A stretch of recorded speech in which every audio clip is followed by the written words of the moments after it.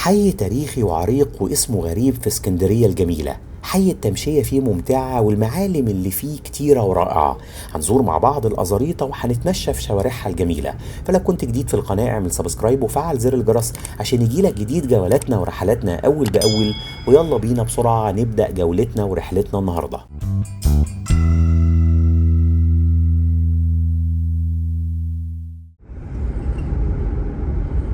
هنبتدي رحلتنا واللي هتكون في الأزاريطة من هنا من على بحر اسكندرية البديع ومن طريق الجيش أو كورنيش اسكندرية، واحنا موجودين في منطقة الشاطبي ومن جنب مكتبة اسكندرية الجديدة واللي كان مكانها مكتبة كانت الأعظم في عصرها ووقتها. المكتبة كان لينا رحلة جواها وزرناها وتعرفنا على أقسام المكتبة، ممكن تستدعيها وتتفرج عليها من فيديوهات القناة. لسه ماشيين في طريق الجيش على كورنيش اسكندرية، وعلى يمنا تمثال الأشرعة البيضاء، وموجود على يمنا كمان كازينو أو كافيه السلسلة اللي ممكن تقعد عليه على بحر اسكندرية رائع هتستمتع بيه جدا. لكن زي معظم رحلاتنا جوه اسكندرية المارية بنبدأ من على البحر وندخل ونغوص في أعماق الشوارع ونغوص في أعماق حكاياتها اللي ما بتنتهيش، سواء هنا في اسكندرية أو في كل المحافظات المصرية. احنا موجودين دلوقتي في حي وسط اسكندرية، ورحنا بالفعل على واحد من الأحياء الراقية في اسكندرية واللي دخلنا بالفعل في نطاقه وهو الأزاريطة. زي نقول ان الأزاريطة دي كانت الحي الملكي وقت عصر البطالمة، والحي يمكن ده ضم المكتبة القديمة والمجمع العلمي الموسيون، والمكانين دول كانوا يمكن شعاع العلم للعالم كله لغاية يمكن سنة 272 من الميلاد. لكن للأسف بقى الإمبراطور أوراليان حرق الحي اللي احنا فيه ده، يعني بكل اللي فيه من معابد ومقابر ملكية. ويمكن الحي ده هو اللي شهد قصة أنطونيو كليوباترا وانتحار كليوباترا بعد الهزيمة في معركة أكتيوم البحرية. احنا كده بالفعل عملنا يوتيرن عشان ندخل من جنب ملاهي كوتا على شارع سوتر، وهي ملاهي وسيرك كوتا هو اللي موجود على يمنا دلوقتي. وهندخل على شارع سوتر او شارع علي مصطفى مشرفة في بداية دخولنا في عمق الأزاريطة. مازال على يمنا ملاهي وسيرك كوتا، وهي من الأماكن المميزة للخروج في اسكندرية سواء للملاهي أو للسيرك. كمان هنا بيتعمل مجموعة من المعارض على مدار السنة، وكمان كان بيقام في معرض اسكندرية للكتاب في أرض كوتا قبل ما يتنقل لمكتبة اسكندرية. كده احنا دخلنا بقى على شارع سوتر واللي يمكن اسمه دلوقتي علي مصطفى مشرفة. وسوتر ده هو لقب بطليموس الأول، واللي يعني تولى الحكم بعد ما توفى الإسكندر الأكبر اللي أنشأ مدينة اسكندرية اللي احنا موجودين فيها دلوقتي. شارع هنا على مدار اليوم بيكون زحمة بشكل مستمر لأنه بيطل على مجمع الكليات النظرية بجامعة اسكندرية. عموما الناس يمكن اللي ماشية قدامكم كل واحد فيه يعني ماشي ليه هدف، اللي جاي في مصلحة خاصة واللي جاي عشان يتعلم. وأرصفة الشارع هنا هتلاقي فيها شباب كتير بقى عاملين مشاريع مختلفة، يعني يمكن بتشيل أحلامهم واللي بيتمنوا إن المشاريع دي يعني تقنن بشكل كبير. في واحد هنا عامل سندوتشات وبيبيعهم على عجلة، وواحد تاني عامل مشروع زلابية، ويمكن عربية للمكياج وحاجات تانية كتير عشان وجود مجمع الكليات هنا زي ما قلنا. كان على شمالنا نادي الجاليات اليونانية اللي موجود هنا في شارع سوتر واللي موجود في حي الأزاريطة الجميل. لو عايزين نتكلم عن المنطقة اللي احنا موجودين فيها دلوقتي، ممكن نقول انها متسمية على اسم مرض وسكن فيها أفلاطون وانتحرت فيها كليوباترا. يعني احنا بنلف دلوقتي بقى من شارع سوتر وداخلين على شارع حسني حماد في اطار او في خضم رحلتنا اللي موجودة جوه حي الأزاريطة. يمكن الأزاريطة بقى يعني طبعا كلنا بنسأل ايه معنى الأزاريطة. في روايات كتير عن أصل الاسم ده، لكن يمكن الرواية الأصح والأدق إن أثناء حكم محمد علي الكوليرا ضربت اسكندرية بشكل كبير، فقرر إنه ينشئ هنا حجر صحي كان موجود مكان المستشفى الميري الموجودة حاليا في المنطقة.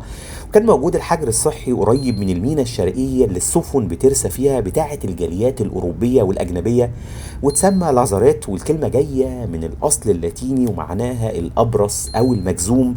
وبعدين الناس طبعا زي ما حضراتكم عارفين وعارفين أعاجيب وعمايل المصريين حرفوا كلمة لازاريت للأزاريطة. طبعا في روايات تانية بتقول انه كان هنا عايشة ست يونانية اسمها ريتا، يعني كانوا بيقولوا لها ماذر ريتا او الام ريتا، وكانت بتحب الناس وبتقدم لهم المساعده، وبعد ما ماتت اطلقوا اسمها على المنطقه. طبعا احنا كنا دخلنا على طريق قناه السويس، وبعدين من طريق قناه السويس رحنا دلوقتي على شارع ابو قير. ولو كملنا على طول كده، طبعا الميدان اللي قدامنا ده ميدان باب شرقي، ولو كملنا على طول او باب شرق، ولو كملنا على طول هندخل على شارع فؤاد اللي هو يعتبر من اقدم شوارع العالم. لكن احنا دخلنا يمين كده على شارع السلطان حسين او شارع اسطنبول او شارع صلاح مصطفى، ايا كان المسميات للشارع، لكن اهل اسكندريه ما زالوا محتفظين بالاسم القديم للشارع اللي يعني فضل موجود عشرات السنين، وهو شارع السلطان حسين. ما زالت حديقة الشلالات هي اللي موجودة على يميننا، وموجودين احنا في الحي اللاتيني قريبين من ميدان باب شرقي زي ما شفنا، وموجود هنا بحيرات صناعية جوه الحديقة وشلالات، وموجود فيها بقايا من أبراج وسور اسكندرية القديمة، وفيها صهاريق تحت الأرض. ويمكن الحديقة دي اتقسمت 5 مناطق شايلة عدد من أعلام ورموز اسكندرية: سيد درويش وبيرام التونسي ويوسف عز الدين عيسى وأحمد عثمان وسيف وانلي. احنا بالفعل دخلنا كده من شارع نوح افندي، وبقى على يميننا وشمالنا شارع حسني حماد، وبقى موجود بعد ما نعدي شارع حسني حماد مباشرة موجود على شمالنا دلوقتي مقابر اليهود. الشارع الموازي للشارع اللي احنا موجودين فيه دلوقتي هو شارع شامبليون الشهير في الحي هنا. المقابر اللي على شمالنا دي اتعملت في القرن ال19، وفيها 20,000 مقبرة، وهي مقابر للطبقة المتوسطة من اليهود. عايز اقول لكم ان من اهم معالم الازاريطه مكتبه اسكندريه اللي جنب الحي مباشره، ومسرح كوتا الشهير وارض المعارض. كمان موجود في الحي شارع البطالسه المليان بالقصور والفيلات واللي اتحولت لمراكز ثقافيه اجنبيه. موجود في الحي كمان المركز الثقافي الالماني جوتا والمركز الثقافي الروسي، وفي شارع الفراعنه في المركز الثقافي الامريكي. احنا موجودين دلوقتي يمكن في الجزء الشعبي شويه من حي الازاريطه او الجزء الخدمي اللي موجود فيه مجموعه كبيره من ورش تصليح العربيات ومحلات قطع غيار السيارات ومجموعة كبيرة من المطاعم والقهاوي الشعبية.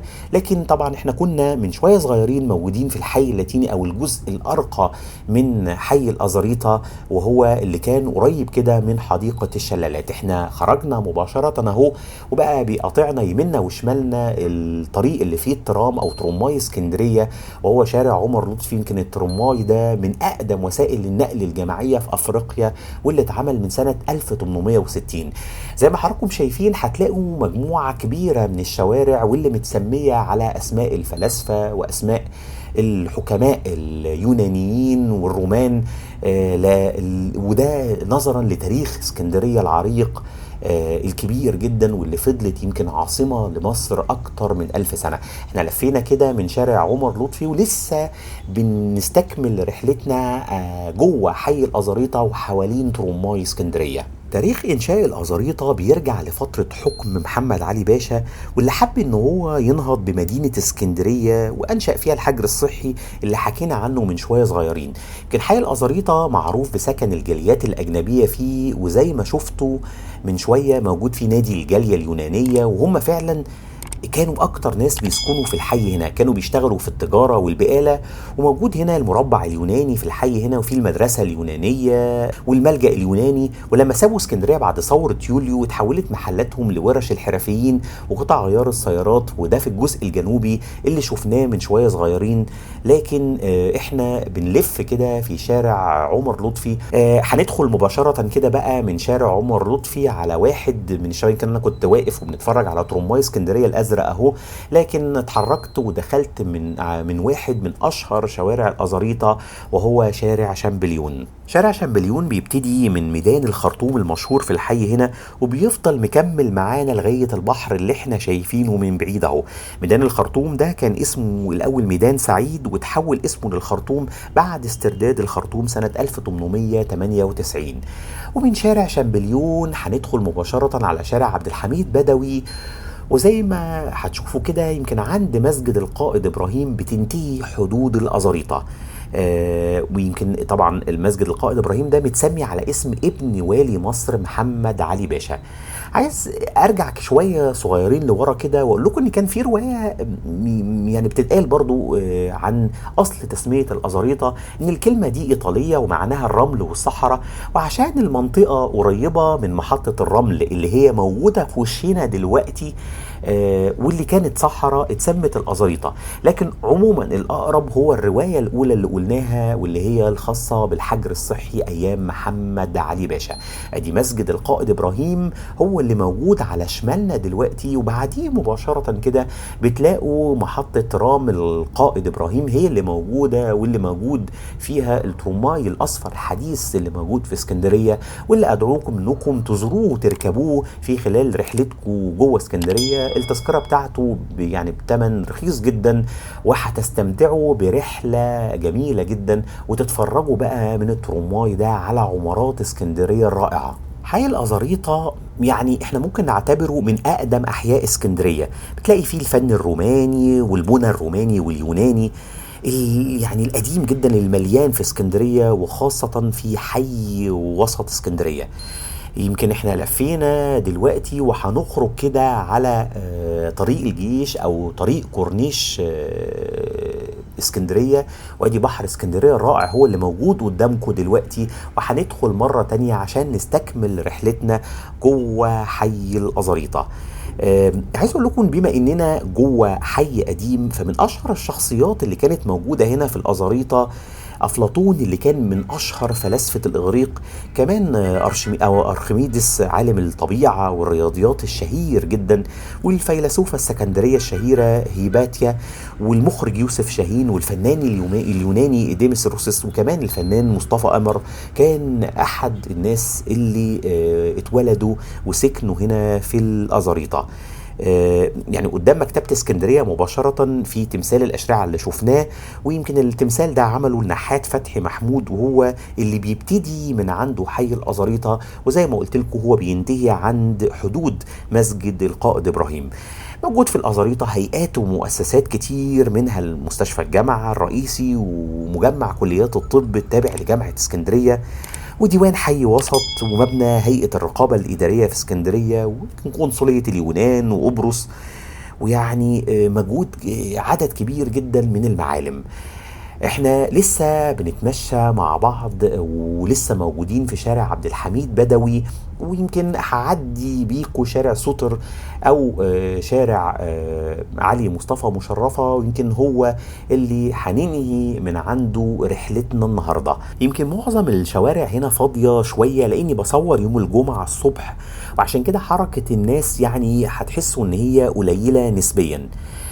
زي ما احنا بنلف وندور ما بين احياء ومناطق اسكندريه، شايفين قد ايه موقع حي الازاريطه الجغرافي مميز جدا.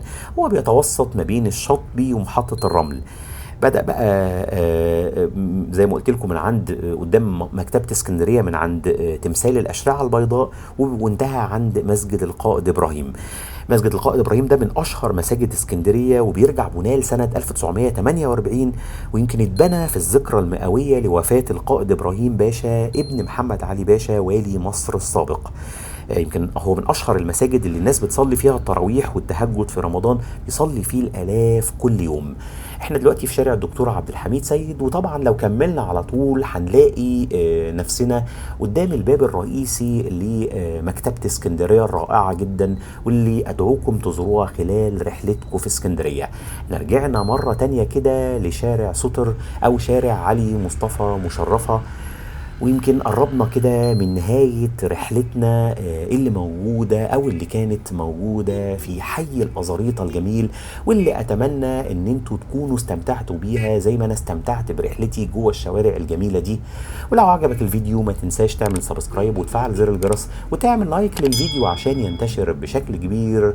وشكرا لكم، والسلام عليكم ورحمة الله وبركاته.